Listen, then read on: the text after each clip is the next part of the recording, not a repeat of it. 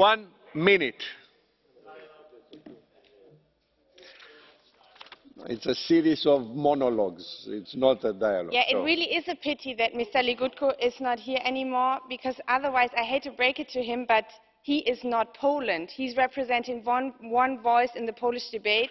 And I have actually asked my Polish friends what they would like to hear in this debate being mentioned. And in no time, dozens of people answered by messages, mails, comments, and many points were brought up, amongst others, the government's reaction or the non-reaction to the fascist march last Saturday, LGBTI rights, minority rights, the question of free elections, free media, independent courts, the cutbacks on NGO funding, teachers' rights, the question of the Bialowiecka forest, and also over and over again women's rights and sexual and reproductive rights that were mentioned by Polish citizens, and I wanted to bring this up in the debate. But actually the story that took my breath away, I must say, was the story of Piotr, a middle-aged man from a small city in Poland who actually burned himself in the middle of Warsaw in protest of this government. And he wrote a manifesto bringing up demands that he would like to see considered by the PiS government in Poland. And I think that one thing that he was saying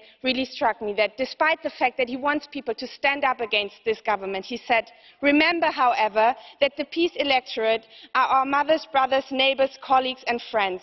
This is not about fighting a war, this is about creating a dialogue, and I think it's on us now and Mr. Timmermans to create this dialogue and to stand up for rule of law and for Polish citizens." Thank you very much. Thank you. Mrs. Reintke, our colleague Mr. Coburn would like to address you. Mrs. Coburn would like to address you. Would you accept the blue card? Yes? Is that?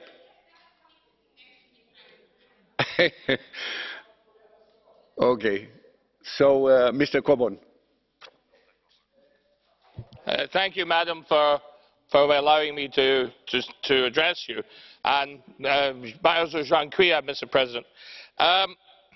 Surely Polish values are those of its democratically elected parliament and government, not those of other European nations. And I speak as a homosexual. I don't agree with many of the things the Polish government are doing. I also very pro-feminist, so I don't agree with a lot of the other things the Polish government are doing. But surely it is the right of the Polish people to make their own decisions. And Britain will never forget what Polish pilots did for us in World War II. And if Poland is being dictated to by the EU, perhaps you should consider joining Britain in Brexit. Would you agree with me, Madam?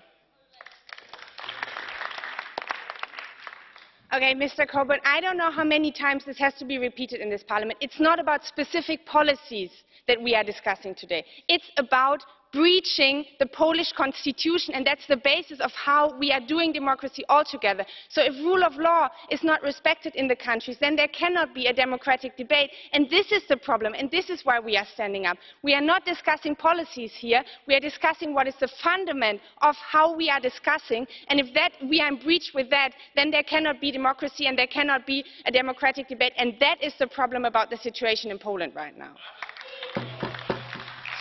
Thank you.